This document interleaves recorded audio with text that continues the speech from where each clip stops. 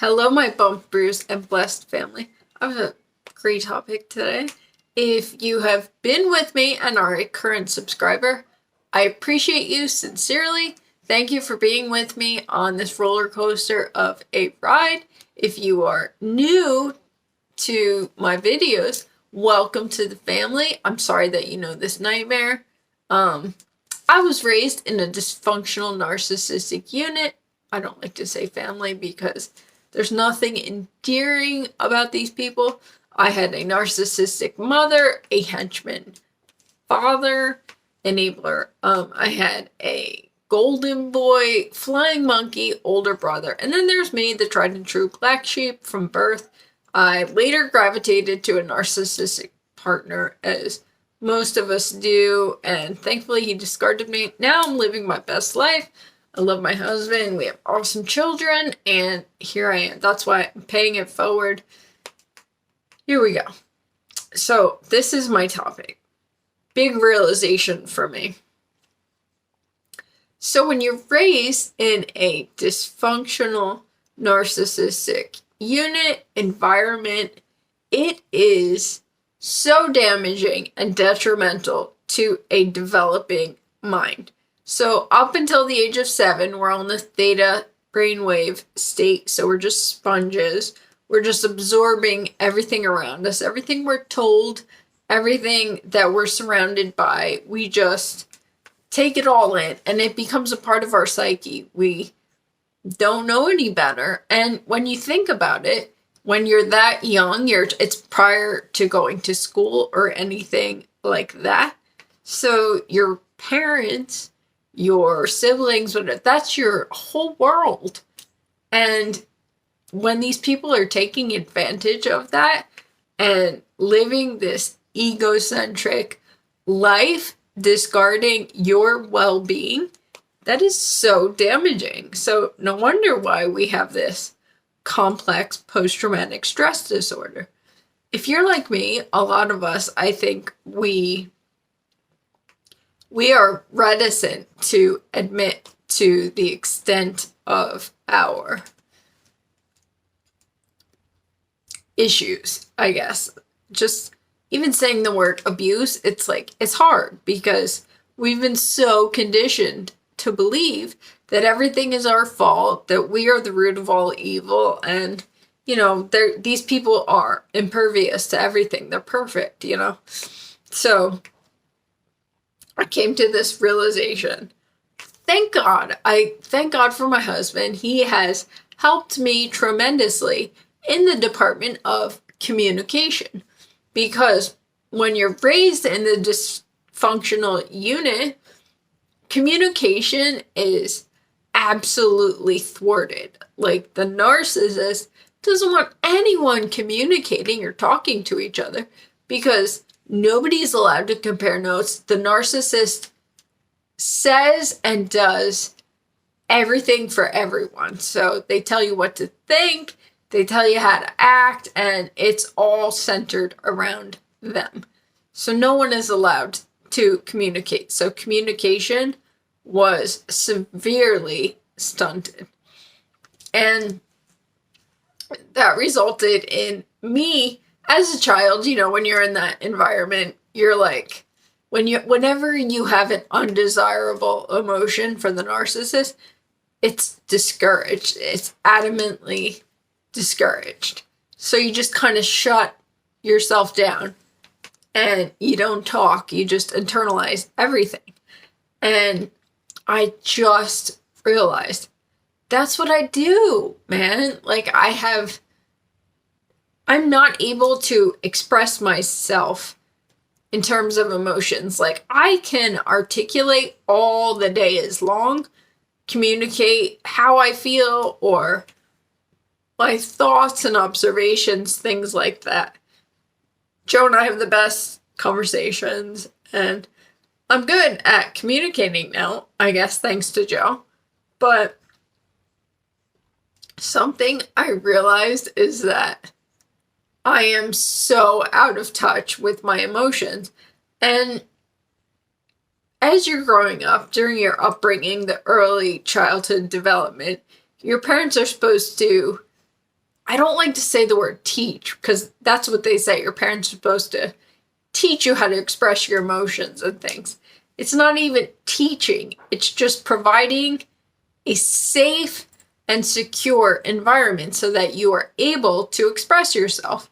So whenever a child is sad and cries or is angry, you have to just let it happen. Just support and love your child unconditionally. And that's what healthy families look like. But that's not how we were raised. So you're constantly, everything is just revolving around the narcissist. You don't want to inconvenience them in any way. Like, I sure as heck know that's how it was with my narc mother. You know, she didn't want to be bothered with anything. So children don't have impulse control. So when you feel something, it's, you know, that's why like they talk about like tantrums, like kids have tantrums, break down or whatever, or scream and cry and all that stuff. Like, we quickly realized that the love we were receiving was conditional. It wasn't even like, in our understanding, it wasn't love. Like, but that these people believe that they love us. Like, that's their interpretation of it, whatever. But we were, so I'm going to say it's like attention. We were constantly striving, jumping through hoops to earn our parents' attention, because that's your whole world, you know, like your parents are your entire world. So I was not able to express myself. And how funny is that? Because it's not funny, actually. It's tragic, but we're highly sensitive people. I am highly, highly, highly sensitive. Empath, we all are.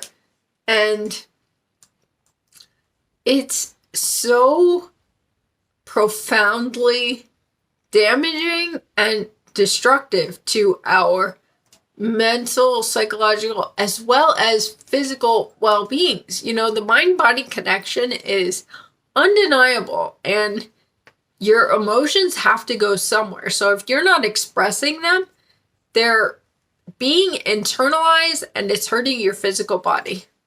Hello. So when you have a narcissistic parent, they are constantly teaching you to ignore, not express.